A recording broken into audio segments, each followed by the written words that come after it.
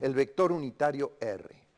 Entonces resulta que ese término me va a quedar menos un omega que sale con uno que ya estaba, me queda omega cuadrado R, y esto me queda, el menos ya salió, el coseno en I más el seno en J, que es el vector unitario R. Y este es un resultado muy importante, porque premia todos mis cálculos. Lo voy a reescribir acá abajo, antes de borrar esto. Procediendo formalmente y derivando, resultó que el vector aceleración, que era lo que yo quería, una cosa vectorial, para después poder relacionarla con las fuerzas, tiene dos componentes. Tiene una componente tangencial y una componente radial. La componente tangencial es alfa R en la dirección phi con sombrero, o sea, la dirección tangencial, menos omega cuadrado R en la dirección radial. De modo que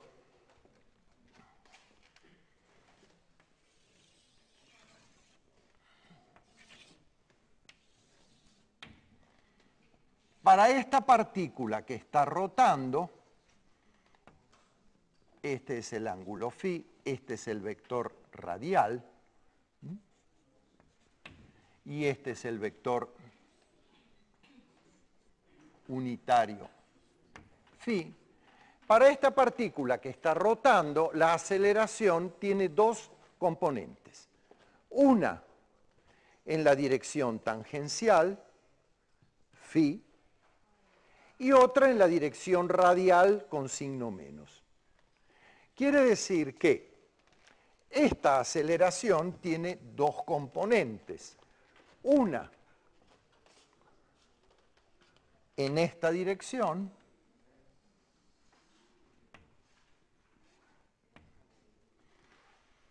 de módulo omega cuadrado R y otra en esta dirección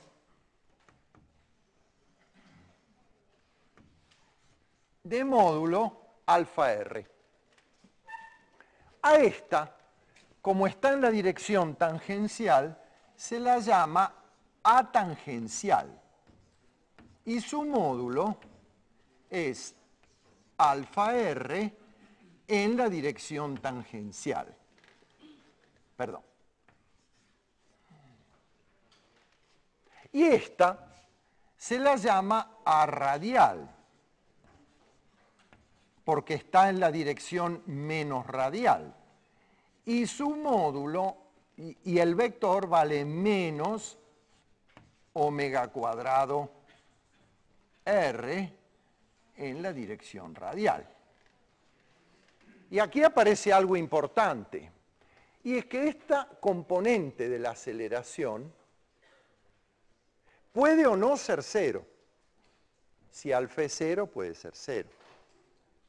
Perdón, acá me equivoqué, porque este R grande es el radio y lo he llamado siempre R pequeña.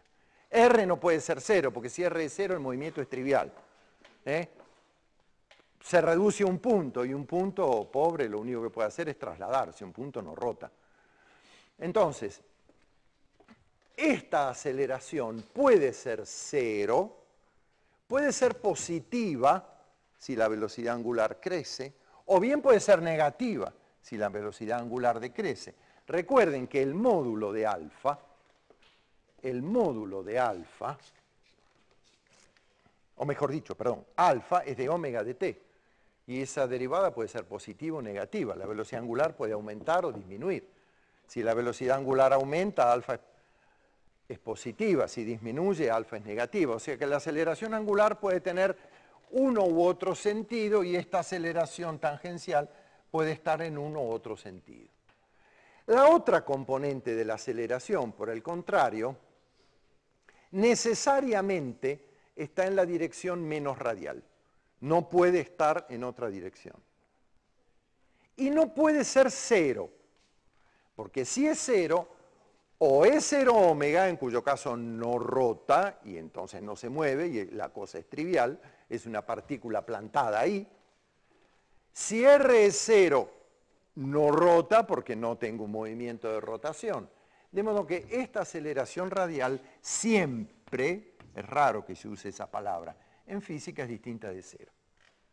Y entre las dos componen una aceleración total. El vector aceleración total, que es aquel, ahí está, este, que tiene componente alfa r tangencial y componente omega cuadrado r menos radial. Y ese es el vector aceleración total, que ahora adquiere una interpretación simple. Esta componente de la aceleración hace cambiar el módulo de la velocidad. Puede ser positiva, negativa o nula. Esta componente de la aceleración está siempre, porque si no está, no hay movimiento circular. Esta, llamada radial, a veces recibe el nombre de centrípeta, porque está hacia el centro. Y ese nombre a veces da lugar a alguna confusión cuando esa aceleración se la mete acá y resulta que un conjunto de fuerzas le da vida. Y a veces a ese conjunto de fuerzas se lo llama fuerza centrípeta y ahí hay una confusión posible creyendo que es una fuerza ajena.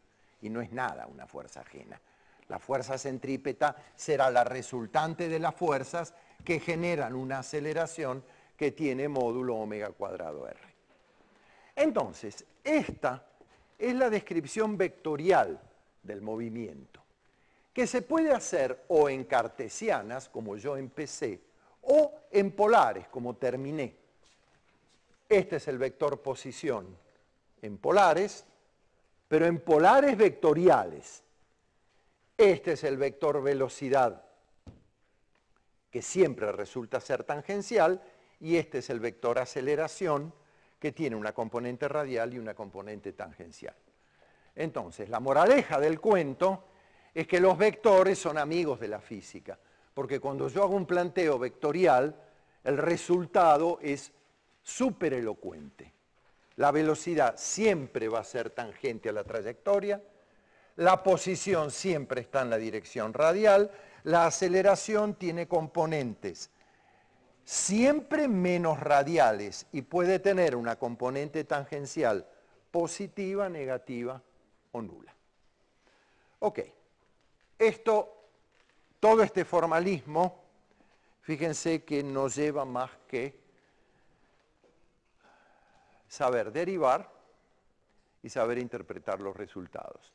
Esta es la presentación vectorial del movimiento circular que, como les dije, yo la voy a necesitar para poder describir cómo va a rotar una cosa mucho más compleja que una partícula, que es lo que yo voy a llamar luego, en un par de clases, un cuerpo rígido. La mayor parte de los cuerpos que uno puede imaginar.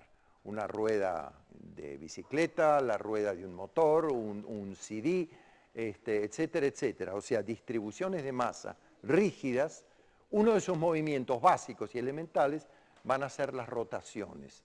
Entonces uno tiene que tener un cuerpo conceptual, matemático, para describirlas que no sea una cosa elemental. Ese cuerpo conceptual es como si fuera un lenguaje adecuado, ¿verdad? Si uno viaja a un lugar y lo único que sabe decir es buen día o buenas tardes, es poco lo que se va a comunicar o lo que va a absorber del lugar a donde va. Uno tiene que tener un lenguaje adecuado para tratar problemas adecuados. Este lenguaje vectorial es el adecuado para tratar rotaciones que van a ser, nos guste o no, mucho más complejas que la rotación de una partícula. Bien. Hasta aquí, esto no es física 11.12, esto es física 11.11.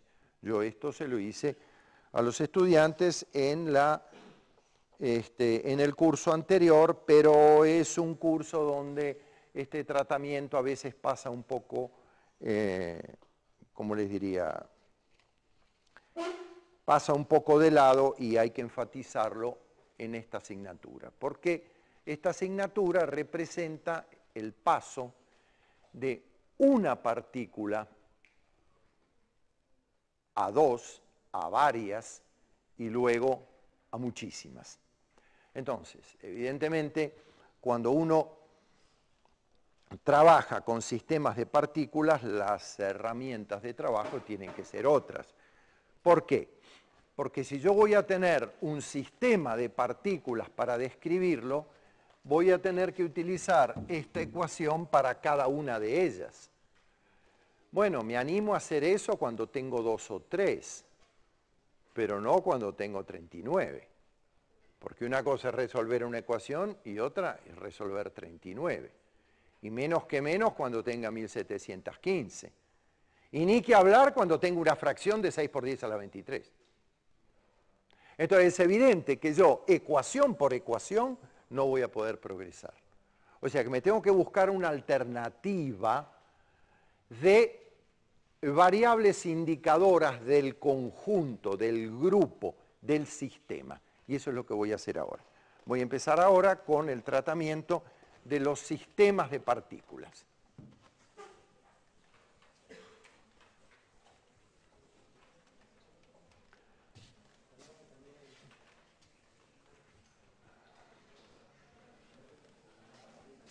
Por cierto, esto que doy yo está en los libros, es obvio que no es un invento mío. Libros de física hay muchos, en general son buenos. Nosotros seguimos más o menos el libro de, yo le digo Csikszentmihalyi, pero no es el Csikszentmihalyi, es de, no, es la versión nueva de dos señores que se llamaban Sears y Szymanski, y hay una versión nueva de Young y Freeman. Es un libraco así, con buenos dibujos, muy buenos gráficos, muy buenas fotografías. Es bueno. Es un poco elemental, pero es bueno. Hay otro que es Serway, que también es bueno. No sé, tengo colegas que dicen que es un poco mejor. Pero es bueno también, con un tratamiento siempre vectorial. Y después está el libro de Resnick, que también es bueno, Holiday y Resnick.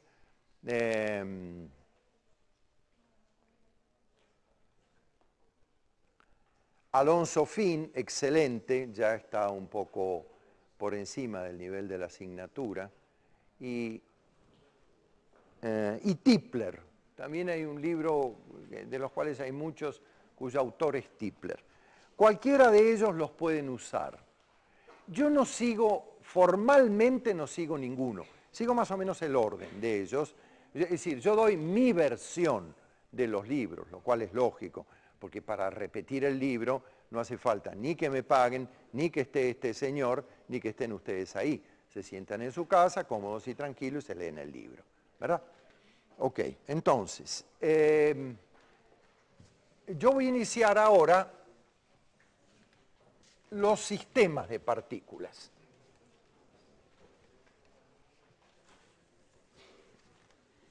O sea, el movimiento, la dinámica de los sistemas de partículas.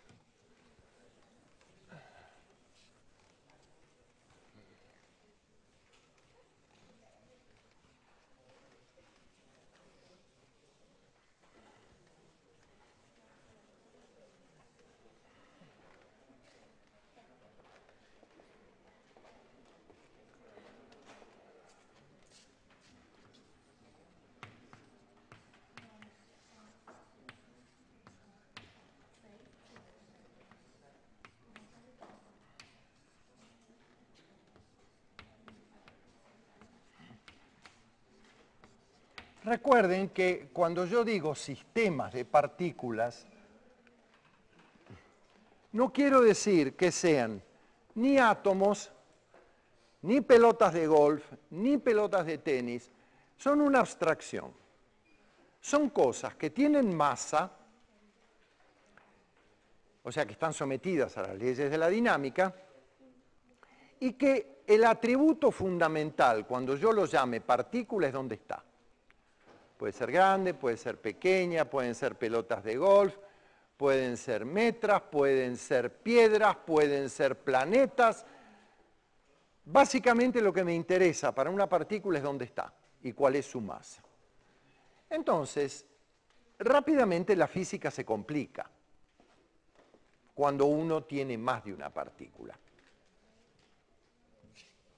Piensen si no lo que ocurre cuando tengo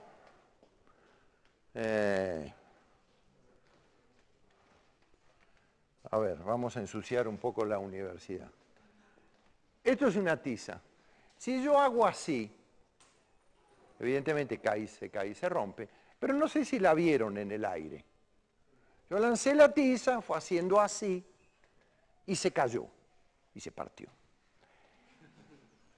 Si yo me fijo en un punto de la tiza, supongamos que este es el piso, un punto de la tiza hace una trayectoria complicada, hace como una helicoide así, porque va rotando en su vuelo hasta que se cae y se parte, uno de los puntos. No lo voy a volver a repetir la experiencia para no quedarme sin tizas y no llenar de tizas el salón en el piso. Pero eso más o menos se ve, un punto cualquiera hace esto.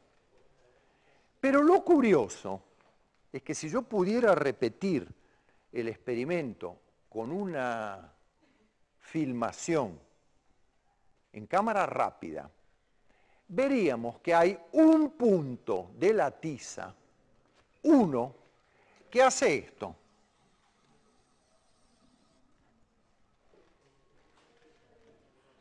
Siempre hay un punto que hace eso, que se mueve como una partícula en un movimiento parabólico propio de la atracción gravitatoria. Ese punto se llama el centro de masa.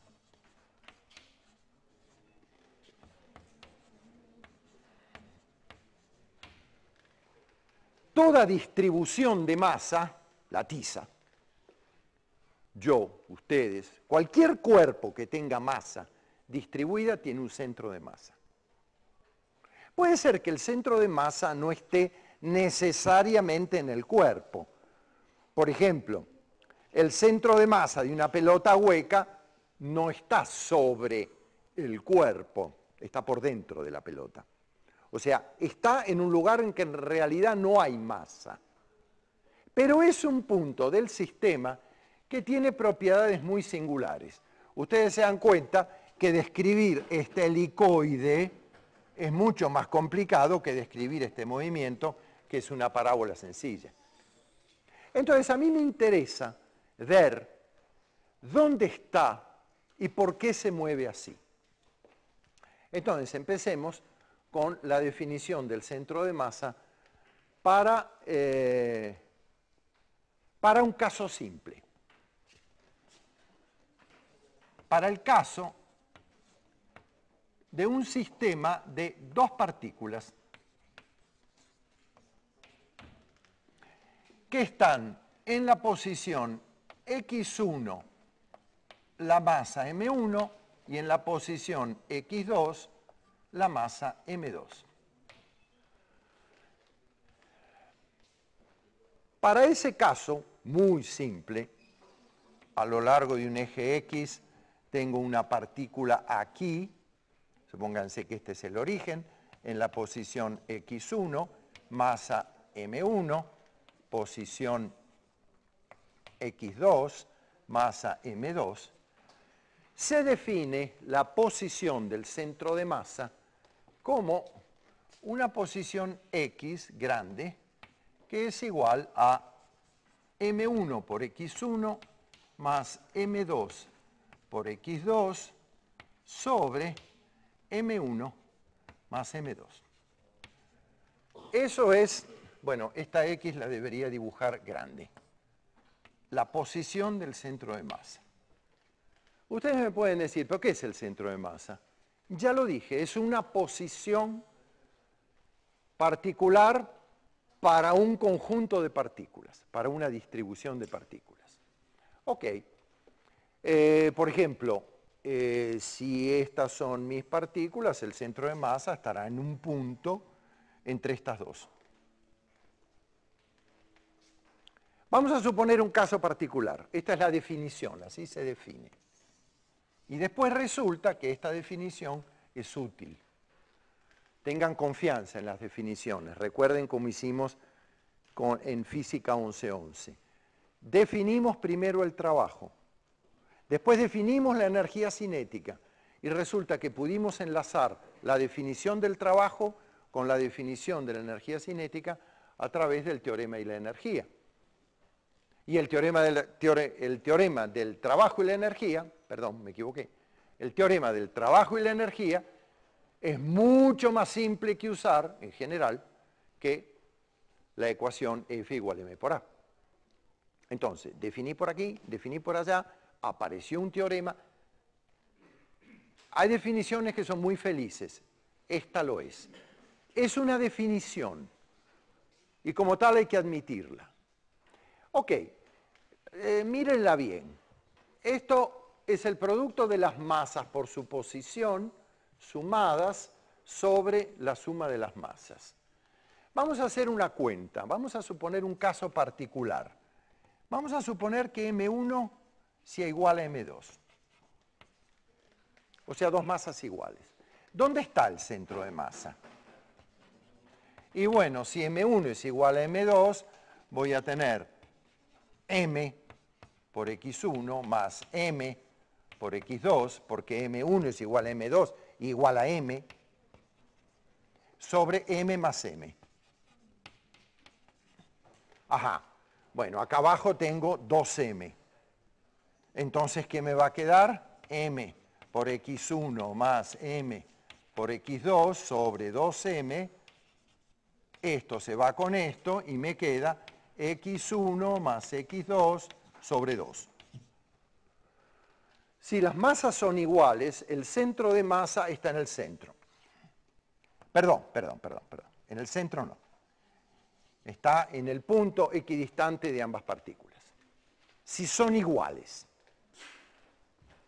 Fíjense, aquí aparece una particularidad del centro de masa. Él puede estar en un lugar donde no haya masa. Y sin embargo es el centro de masa del sistema. Vamos a suponer ahora que M1 sea el doble de M2. Eso es lo mismo que decir que M1 tiene más masa, tiene el doble de masa. ¿Qué pasa en ese caso?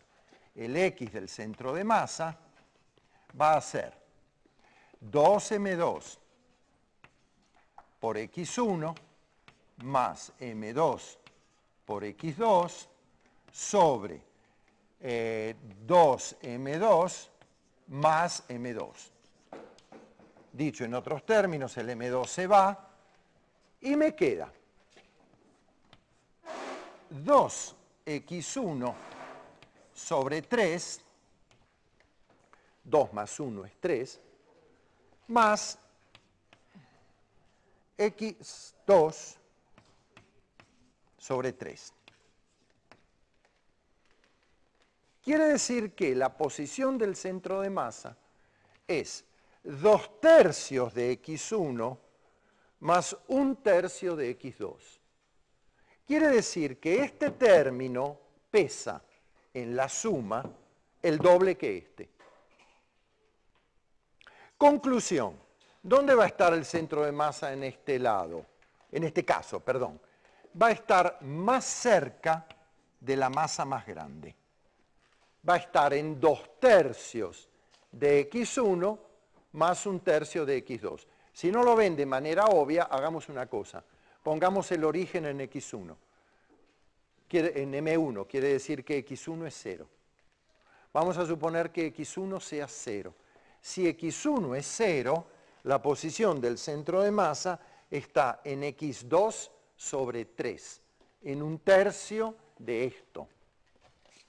Si pongo el origen acá, en ese caso está ya no en la mitad, sino en un tercio de todo esto. Un tercio de todo esto, si esto es un tercio, esto es 2 tercios, esto es 3 tercios, es lo que yo marqué. ¿Qué pasó? El centro de masa se corrió hacia esta. ¿Por qué? Porque tiene más masa. De modo que el centro de masa está más cerca de las masas grandes que de las pequeñas. Claro, obvio, si esta se va muy lejos, este término va a pesar considerablemente.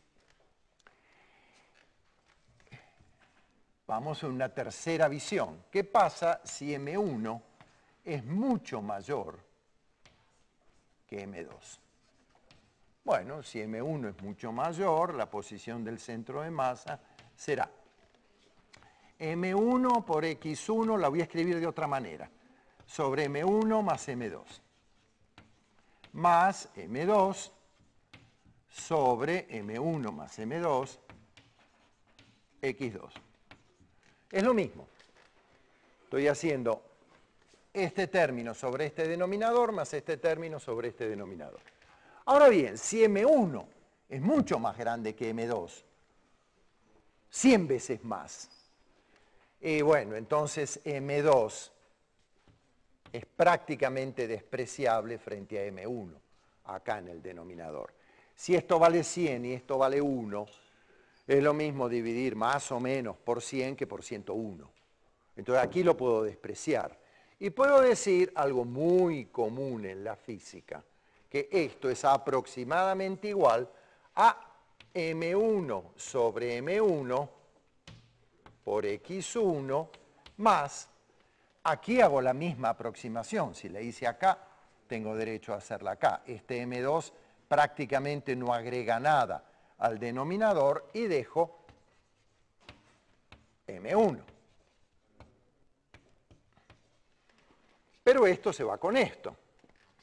Y esto es igual a X1 más M2 sobre M1 por X2. Conclusión. Yo sabía que iba a pasar esto. Conclusión. ¿Dónde está el centro de masa?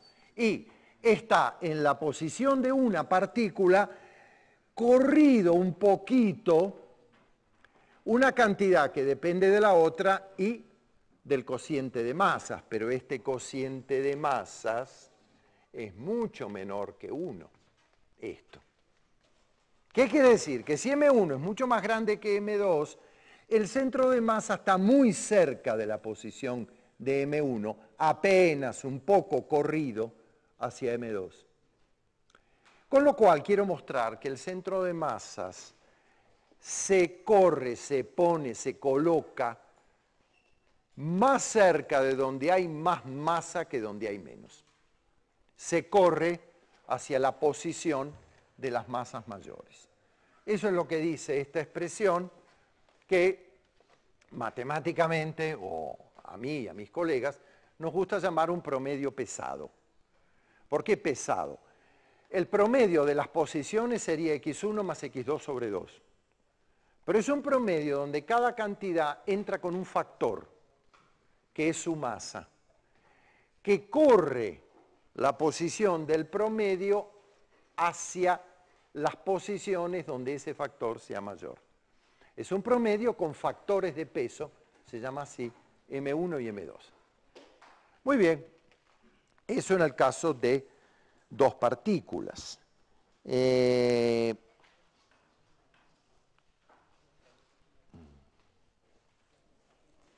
¿Qué pasa ahora si las partículas no están en el eje de coordenadas? Siempre con dos partículas, pero que no están en el eje de coordenadas.